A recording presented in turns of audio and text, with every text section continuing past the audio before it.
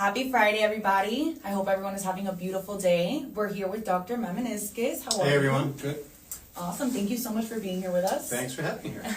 So today we're going to talk a little bit about breast surgeries. So we're here to answer all of your questions. So are you ready? I'm ready. Okay, awesome. Can you explain the different types of breast implants and their pros and cons? There are basically two categories of breast implants. The first category is a saline breast implant, and the second category is a silicone gel implant. Saline is a plastic shell filled with sterile salt water, so it's very safe, very inert, works well. Whereas the silicone gel implant is a pre-filled implant with silicone gel. It's a little bit softer than the saline implant, has a little more give to it. Wow, I didn't know that. Nice. What is the typical recovery time for breast augmentation surgery?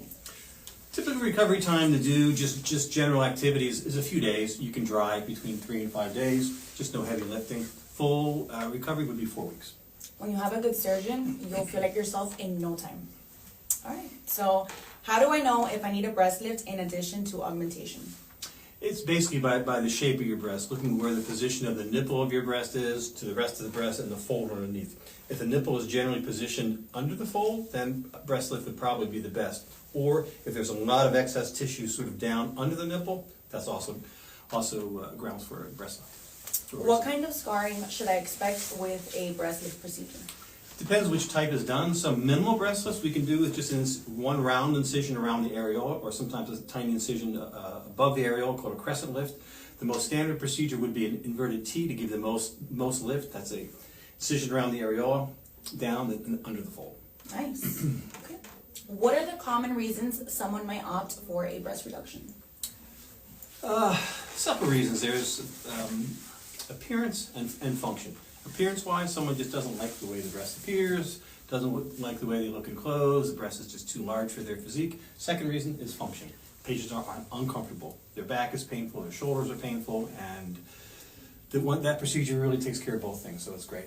No one likes back pain. No. How does the procedure for breast reduction differ from other breast surgeries? Breast reduction procedure is kind of similar to a inverted T breast lift, except with the inverted T, we do the breast lift part of the surgery, but then we remove internal tissue at the same time to reduce the size of the breast. Okay. Are there potential health benefits to getting a breast reduction? Well, you mentioned it. Absolutely, yeah. Things we talked about. Okay. Can breast surgeries be combined with other procedures like a tummy tuck? Yes, many times we do combination procedures, breast lift, breast reduction, augmentation with a tummy tuck, or with lipo 360 and lipo 360 and a BBL. It depends on the health of the patient, their age, their BMI, and we like all those factors to be maximized. Okay. How does combining procedures impact recovery compared to individual surgeries? It does increase the recovery a bit when the combination procedures are done. It's not usually double the recovery, but expect a week or two more of recovery to full activity. A week or two away from work. Think about it that way. A week or two more away from work. Yeah. Okay. How do you minimize scarring after breast surgery? Well, we try to place the incisions so they're hidden. If we are doing a breast augmentation, many times we place the incision under the fold of the breast and keep it very short so it's not seen and hidden away that way. When we have to do a breast lift, we keep a lot of the incision hidden under the fold of the breast, and the incision around the areola sometimes it sort of blends in there pretty well. So we do everything we can to minimize that, and we give instructions on scar care afterwards with scar massage and silicone gel products, and just do everything we can to minimize the scar. I can honestly say from my experience, using coconut oil prior and after the procedure, obviously after giving the okay from a surgeon, that it works really good. All right, so now it's a recovery process. These are questions we got from our patients that they wanted to know. Mm-hmm. What should patients expect during the recovery period after breast surgery? Depends what the procedure is. Just a breast lift itself, just with the soft tissue, recovery is usually days to maybe 2 weeks, because really the muscle's not involved and deep structures aren't touched, so the recovery is really not too much. Breast reduction, I would say, would have a little more recovery than that, because more tissue is taken away and drains are used, so there's a little more recovery that way. Breast augmentation is sort of in between the two, because we do make a very, very small incision, but the implant is placed under the muscle. Anytime you manipulate the muscle, you do have a little more pain for a few days. Awesome. Are there specific post-op care instructions for optimal recovery? For the first 3 to 5 days, definitely don't lay flat, keep the back elevated. We're good compression for about 4 weeks. Occasionally we recommend some patients to use ice depending on their situation above the breast, and no heavy lifting for several weeks. Perfect. And then these are future considerations for our clients that are interested in doing breast surgeries. How might breast surgeries impact breastfeeding in the future? It depends, once again, as we said before, how invasive, how involved the procedure is. The breast reduction procedure has the greatest chance of impacting breastfeeding. But the way I do the procedure, the nipple always remains attached to some breast tissue, so even in fairly large breast reductions, patients can sometimes, not always, breastfeed. With breast augmentation, with incision under the breast and implant under the muscle, I usually expect patients to be able to breastfeed. All right, and this is the last question we have until we start answering some questions we are receiving on live. It's how often should breast implants be replaced? Saline implants should just be monitored externally and with mammograms normally, when mammograms are done normally, and to see how they are. With the saline implants, if you feel a change in the implant, it means the implant may have leaked some of the sterile salt water, then it's time to have the implant removed. With silicone gel implants, we recommend after 10 years to do an MRI examination. That shows if there's any damage to the implant, which would need to be taken care of. Then after that is every 5 years getting an MRI. Good to know. All right, so now we're going to answer a few questions that we have received during this live.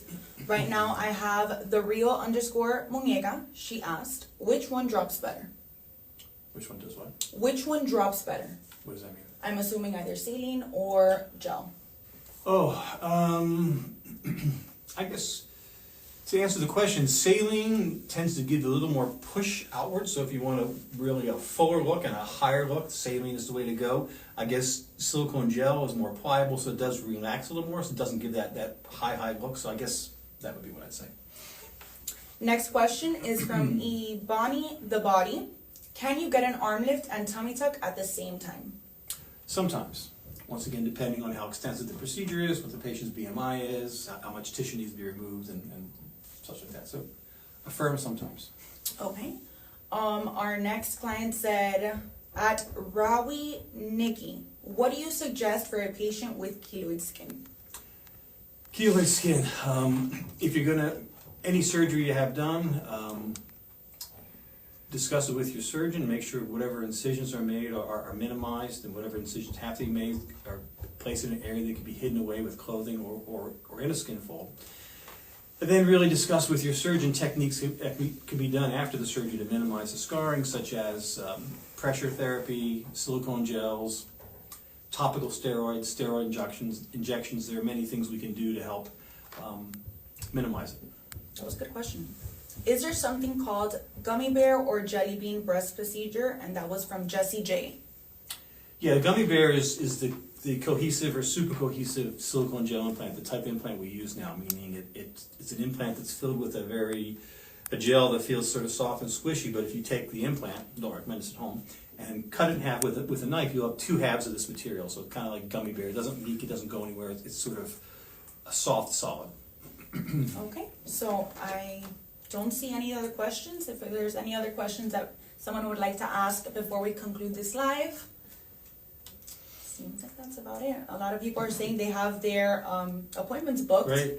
So we're excited to see you guys. Well, thank you so much. Thank you, doctor, for being here and answering all our questions. Thanks for having me. I appreciate it. It's great. All right. So don't forget, we do have a promotion and a giveaway going on. And give us a call at 305-501-6000. Bye.